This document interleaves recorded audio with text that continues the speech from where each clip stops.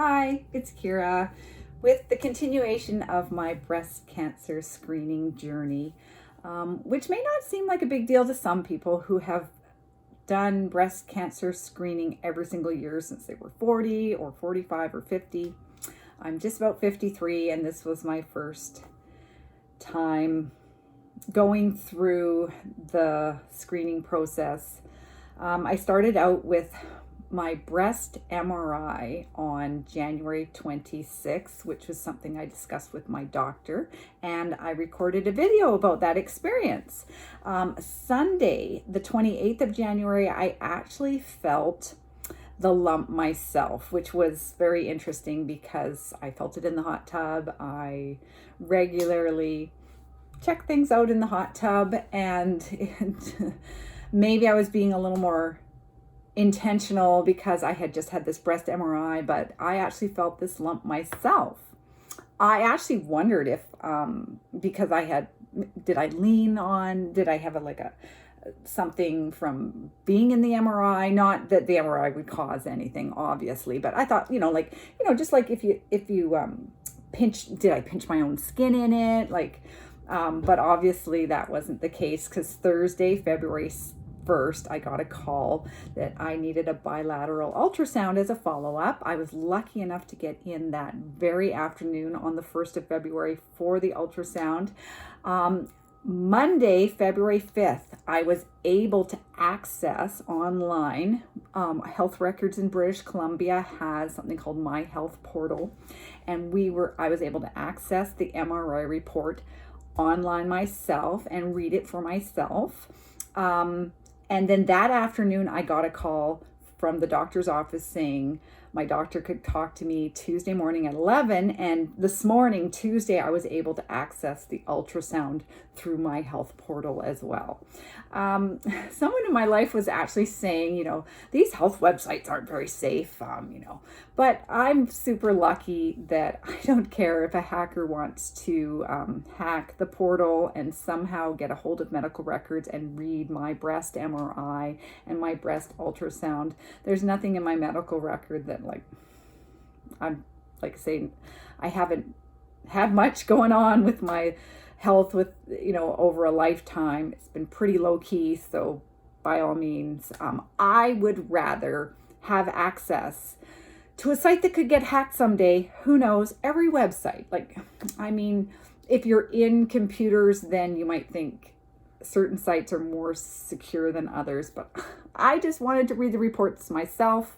I'm not worried about security. Some people may hesitate to set up that kind of access because they just don't want it ever to get hacked someday. You hear about it all the time. I think Global Affairs Canada had a hack on January 24th. So people in my life have said, I don't want to ever sign up for that. I don't want them to be able to hack my profile, but I want to be able to see my reports. And I was happy to be able to find them myself. So I talked to my doctor this morning at 11 o'clock. And I have, I'm not a fabulous YouTuber who can insert a proper picture into a video.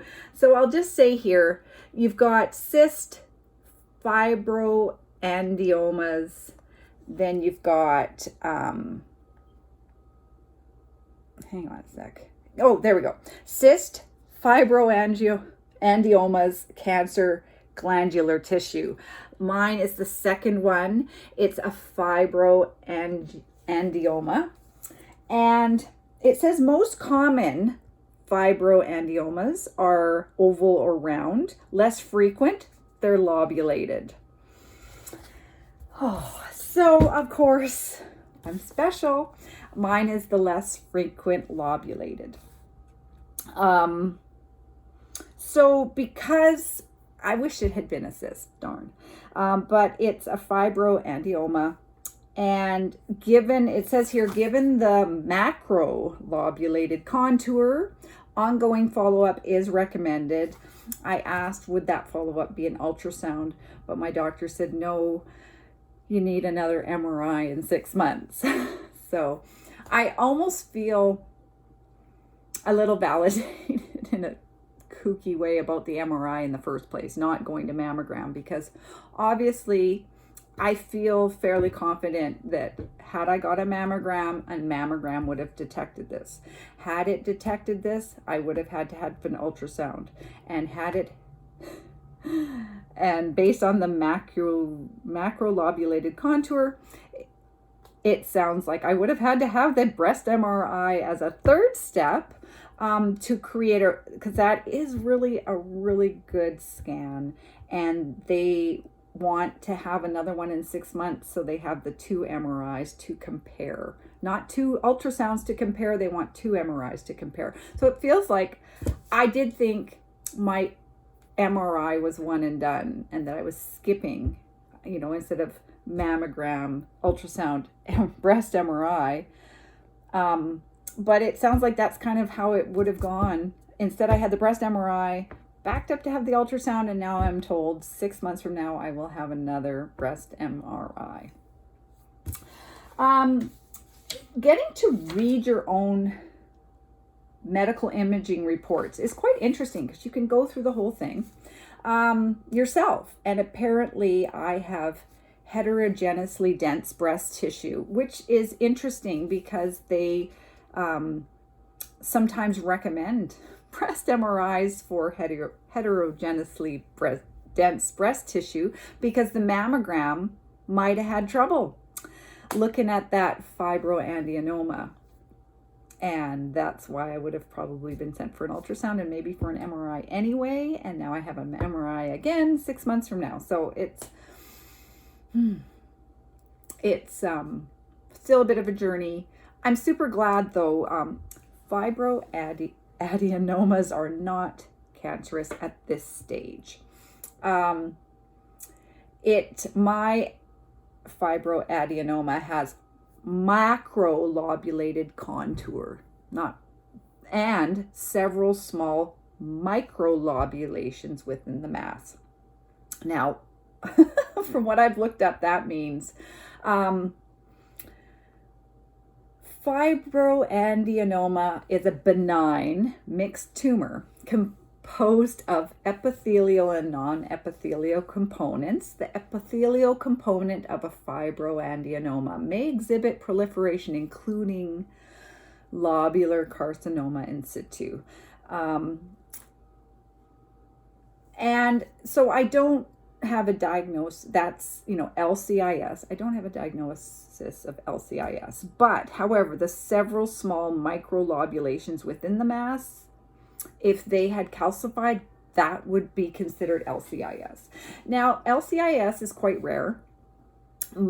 Many people have heard of DCIS, which is ductal carcinoma in situ, which is stage 0 cancer. Lobular carcinoma in situ is an uncommon condition in which abnormal cells form in the milk glands, the lobules, in the breast. Lobular carcinoma in situ, LCIS, isn't cancer. But being diagnosed with LCIS indicates that you have an increase of developing breast cancer. And that's why 6 months from now, I'll have another MRI. They'll see if there's been any changes to it, if the microlobulations within the mass have calcified into official LCIS. No matter what, I knew I had some high risk categories, and I'm coming away from all this information just knowing that my high risk is definitely higher than average risk, including having something with some microlobulations that could turn into LCIS, which means I have an increased risk of developing breast cancer, which I kind of thought I did anyway, because my mom had breast cancer and is a breast cancer survivor. Now, interestingly, it says the causes of a fibroadenoma are debatable, but professionals believe that the lesion has a hormonal etiology related to increased sensitivity of breast tissue to the female reproductive hormone estrogen.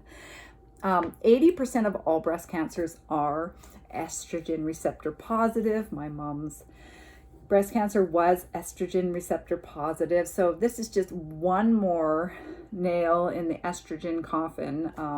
We stopped producing nearly as much estrogen as we age into menopause, which that's where I'm at. But just increased sensitivity of the breast tissue. I wouldn't have this fibroadenoma unless I probably most have increased sensitivity to estrogen.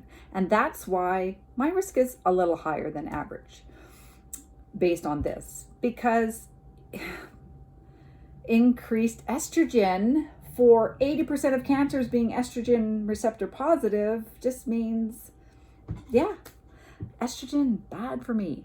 So I wasn't considering hormone replacement therapy into menopause. It can be very, very safe for some people.